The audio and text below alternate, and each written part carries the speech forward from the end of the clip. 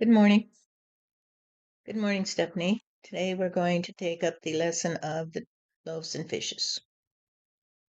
So, the lesson of the loaves and fishes is not about receiving, it is about giving.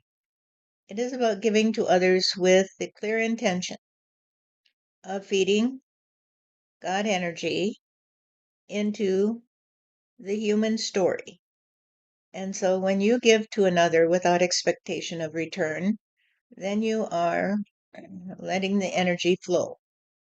And so every time you feed another, you allow that energy to flow into the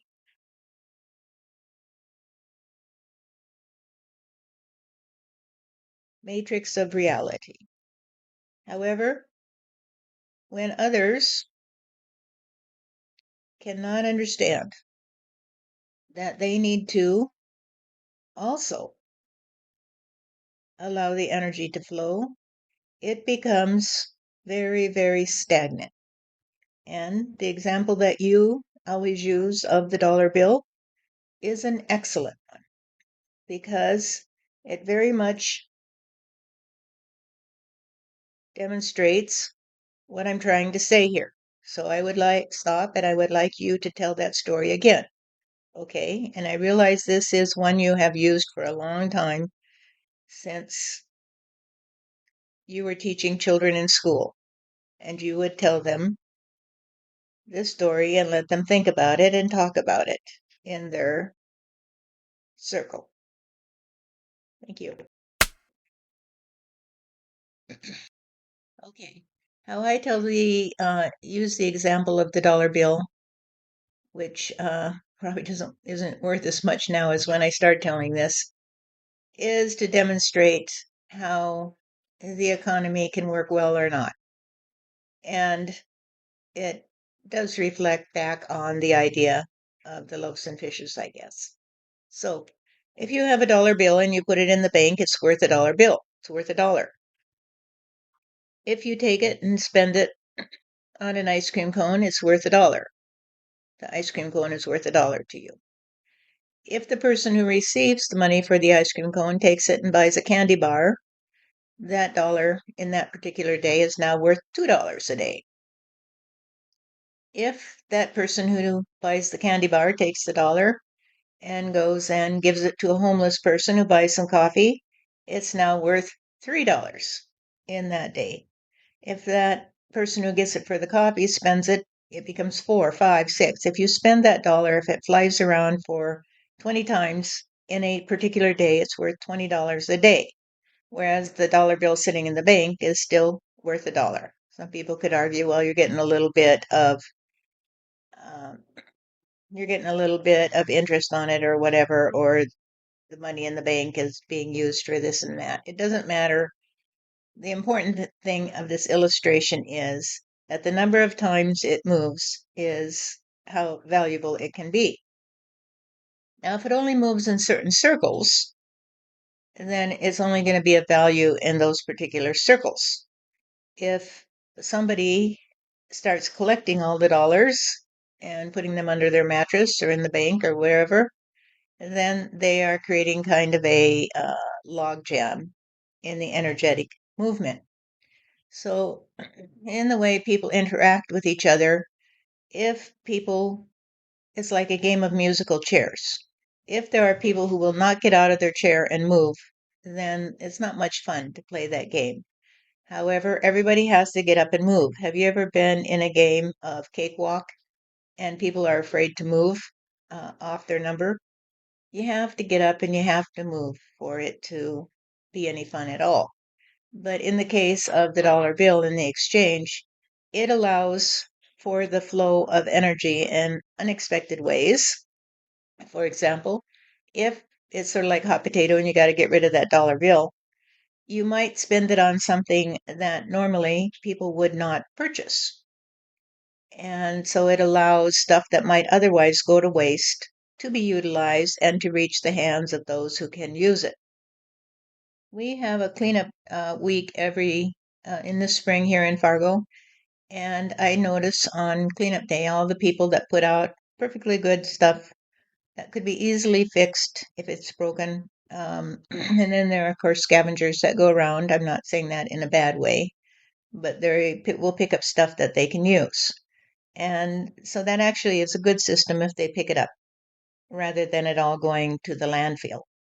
If you put out a washer that isn't working, somebody who is adept might pick up that washer and be able to fix it, for example, and then resell it. I noticed, for example, that a lot of the items that were put out by my son and others in the neighborhood were quite usable, only had some simple thing wrong with them or something. And I noticed that by the time the people came around to pick up, the city came around to pick up the stuff, most of it was gone, which is excellent that people were picking up these items and going to repurpose them. And very little was left except actual trash that nobody could use. So, anyway, there are many businesses that produce small businesses that, mom and dad businesses or just an individual creating things that are not purchased. And they spend a lot of time on it. And so, if people would begin to purchase things that were not from Walmart, but were from local artisans, then the energy would travel through the community in a brisker way. All right, God, is that an adequate explanation of what I see? Yes, and what I see as well. The ability to let the energy flow through the entire community is very important.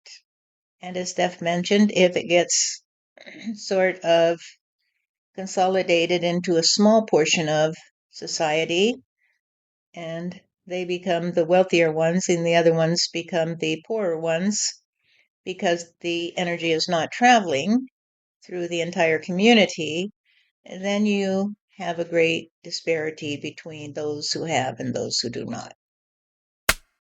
God, I want to say here that I've always thought the strangest thing is that some of the most important people in our society, that is, the ones who take care of our children in the daycares, are some of the least well paid. That is true, dear, because it all reflects what people value. And the majority of people value what they can get and what the things with which they can fill their homes, at least in the more developed countries, such as the USA. People want to stock their homes with all kinds of pretty objects, but they don't want to share the energy with others who are in more dire straits. In some cases, there will be groups that will work hard to help those who have little, and often they're associated with churches. And so this is one of the byproducts of the religious orientation, although it does not have to be associated with a religion. It is more likely that the people who engage in these kinds of activities to help the less fortunate are motivated by a sense of obligation to help others that is inspired by their particular religious beliefs. Although there are many who are inspired to help others, regardless of any sense of spiritual obligation or interest. They just trust on love for others. And so they are very helpful in beginning to spread the wealth among the less fortunate. However, the term less fortunate has a significance in the USA that indicates a certain derogatory context, that they are less fortunate because they are less capable. Since in the United States, anyone can get an education if they're willing to do the due diligence to make sure that they do well. Even if you don't have the money, you can find a way to go to college because there are many colleges that are largely supported by public funds that offer scholarships or otherwise. Find someone who will loan you the money or will support your efforts to get an education. In looking at this situation, it occurs to me that the language has to change because it's not a case of fortune, you see. If you say, I am less fortunate, then that would be like saying that you are not one of the ones that God picked to have the fortune. And this is not true because, as you yourself say to everybody that you can, everybody has the same amount of ability to share in God's good graces and in the wealth of the earth. If you open your eyes and look around you, you will see the riches all around you. All you have to do is open your eyes and look. The homeless man on the street corner can open his eyes and see a wealth of information. He can see everything around him. He can see perhaps the scurry and bustle of the city street, or if it's a quiet street, he can relax and enjoy the children walking by or the blue sky. You will always have the ability to have an equal share in the reality wherever you are. Reality does not always look the same. In fact, it never looks exactly the same. However, you still have the ability to look through the entire windshield if you so choose. You might have to do a little work to clean it off so that you are not obscuring the view of the world around you. However, most people have such an occluded windshield, as we say here in heaven, when I talk to the ones in the circle, that they have only a little peek hole that they can look through. It is as if their windshield is frosted up and they only have a very, very small view. So it's not unusual that they would have a lot of crashes in their lives. Those who have a windshield that has been cleared of all ice and snow and debris and bugs, etc., will have a better view of reality. So, what do I mean by the point of view that you have through the windshield? What I mean is that if you have obscured the view with a lot of anguish and stored up energy because you didn't let it flow, and you got all those bankrolls in front of your eyes, then it'll be a little hard to understand this, that everybody has the same amount. The homeless man on the street has exactly the same amount as you do, and he may even have more access to it because his windshield is not as obscured as yours is. Take a look at your life. Take a look at your day and try to remember that you have the ability to look around you at everything and to take notice of it, just like a small child does, before they also become so imbued with anxiety that they are worrying about this or that all the time, and therefore they don't even take the time to make things rhyme anymore. They no longer will look up the blue sky and the clouds sailing by and say that cloud looks like a sailing ship, and that one looks like a bird, and that one looks like a tiger. They will be restricting their point of view to a very, very narrow band of energy. And by the time they are adults, they can hardly see it all. They can hardly see it all. They are working blind because they just drive their cars around without worry about who they hit and what they do. Actually, they even destroy their planet, you see, because they have lost the ability to see reality.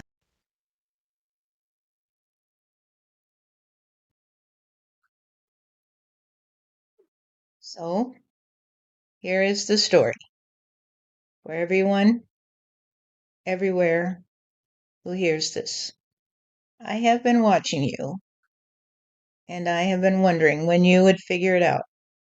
And some have figured it out, and some are still thinking that they have to collect all the cash and put it in the bank or under their mattress.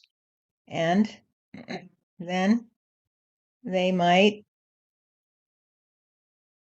invest some here and invest some there in order to get more because they have an agenda, you see, and their agenda is to collect as much of the cash in the world as they can. And then they'll be rich, you see, and they'll be the golden idols. The story of the golden idols is very well understood for those who have read the books that were put out by the Circle of Love, particularly Sewn Together.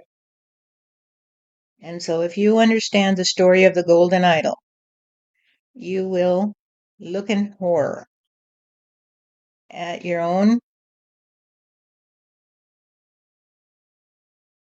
trust on money. And you will say, oh my God, they deceived me today. When really they deceived you nearly 300 years, 1,000 years ago, somewhat less. And still, you play the same old game.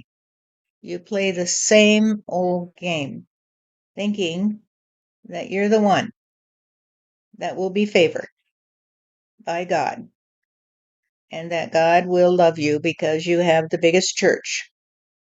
You have the most ornate goblet you ever did see. You have the red carpet under you. You are the fools, you see. You are the fools. And everybody who understands this is laughing at you. They are laughing at you because you think that you will be the golden idol. And you don't understand that the gold will be taken away from you and you will be disposed of like old trash. Because that is what is coming to you. You will be disposed of like trash. That is what will happen to your cash. It will become trash.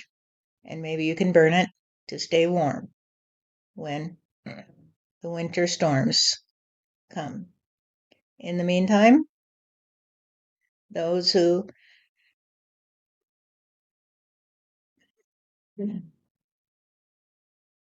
those who learn to clean their windshields from all the worry and hurry and bustle of life and to stop long enough to say, God, what is it you want me to do today?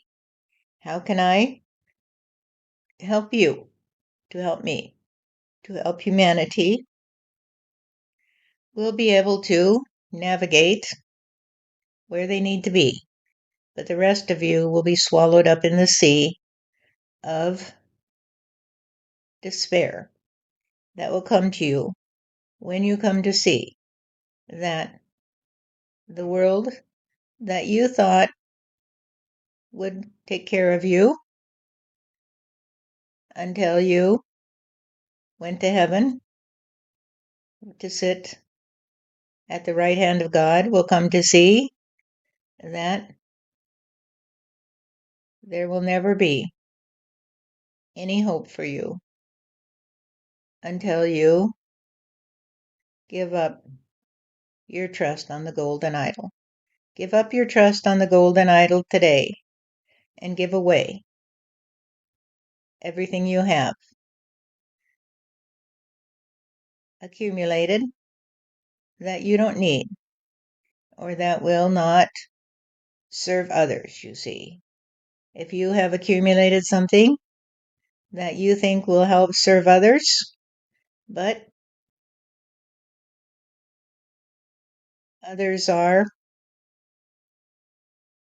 ignoring you because they don't want to face their own gruesome fate, then know that your contribution to humanity will be to give away the trust that you alone have the ability to know what they need. Just give it to me, honey. Just give it to me, and I'll distribute it where it needs to go. So, how do you give it to me? When you give it to another, you give it to me. When you give it away, you give it to me. And then I can see that everyone gets an equal share. What I'm trying to tell you, people, is that the capitalistic system is no more. This is what I'm trying to tell you.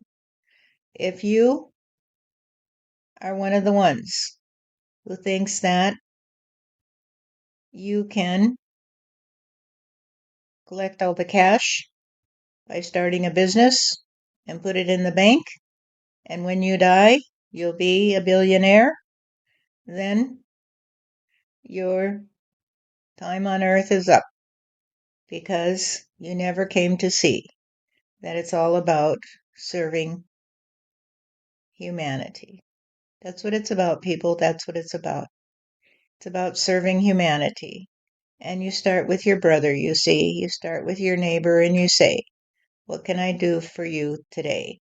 What can I do for you today? And you'll find that there are a lot of kind people in the world who think like you. And they will say to you, what can I do for you? However, the ones who think that God wants them to be richer than others because they honor God in their own way will have to go away because it is not my call to drop the ball in your backyard and say, you're the lucky one today. You get to be the golden idol. You get to be rich, you see? Or you get to be famous, and everybody else has to bow down to you. No, that will not do. That will not do. Because I'm telling you that until you learn to be humble, until you learn to see that I do not favor any of my children, then you will not come home to me. I do not favor any of my children. However, there are some of my children who are more open to me, and they listen to me, and they say to me, I'm here to be a man or woman who will live in perfect peace and harmony with my friends, you see, and those are the ones who will enter through the gates of paradise. They will enter through the gates of paradise because they made a choice. They made a choice to trust on me and to do the things I asked them to. Because although they've had to survive like you in a world where people do not share the blessings I give to them in the way I ask them to, they will now come to see that they can trust on each other to work together to create their own prosperity that will be shared among them, you see. And those will be the children who appear to be favored in the future, not because I favor them, but because they learn to be trusting on the reality of the loaves and the fishes, that what you give, you shall receive. But only if the ones in the circle all trust on the same ability to give to me what I give to them, because they will give it to their neighbors, you see, because they will see that their neighbors are a lot like me. They are the ones who are my children, you see, and my children are a lot like me. And so my children will live happily in their communities, you see, but it will not be a capitalistic system. It will be a system of love for each other and care for each other. And the ones who can will do what they can do, and the ones who can't will do what they can do, because everyone has something they can do. Even if you are very ill, you can allow others to help you, and that's something. That's something. When you say to another, I am very sick today, and they say to you, what can I do for you? Then you allow them to share their riches with you. You allow them to share their health with you, you see, and the energy begins to move until everybody is healthy. Because if you share your health with another, you see, it's like sharing your wealth with them.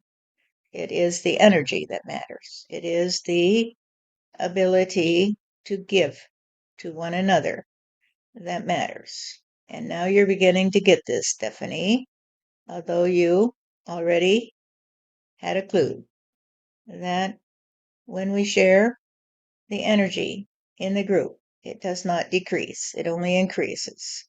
And therefore, even the healthy ones who have their trust on youth, you see, will share it with the ones who are aging and allow them to recover the ability to function as a active member of the community.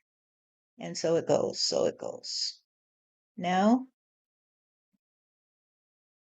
he who knows or she who knows the way the wind blows will follow me into paradise, you see, and the rest will thumb their nose at me, and that's okay, because you see, when they look in the mirror, they will see others thumb their nose at them, and they will say, well, that's the way you play. You thumb your nose at people, and they will never understand that they're looking in the mirror until they can hear the voice of reason, because they are insane, you see.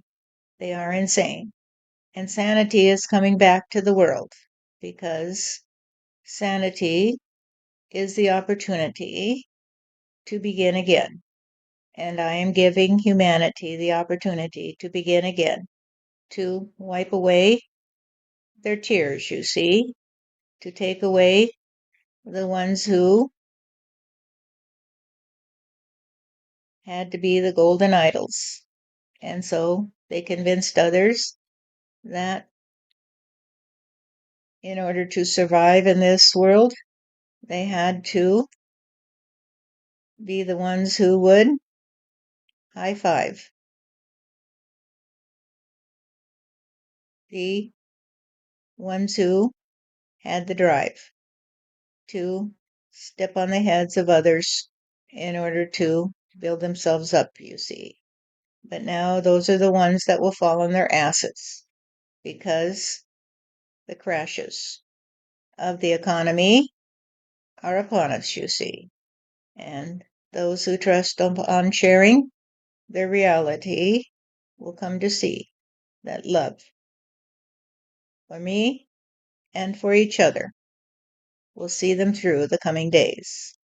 And the ways in which they come together will be guided by me so that they will thrive. And others who thought that they had to be the most important people on earth, you see, will have to be released from their anxiety. This is the way it will work, you see.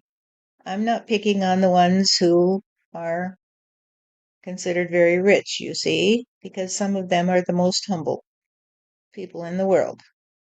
They just had to play the game because of the way that people do. They couldn't give to you the things you needed unless they had the cash, you see, because you don't understand how to share.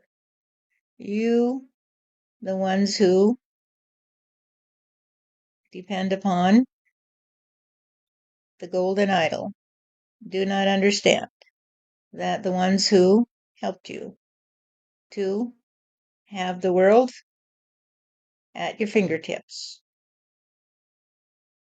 worked very, very hard for you. And so let it be, because the world will no longer be trusting on capitalism, you see. It will be trusting on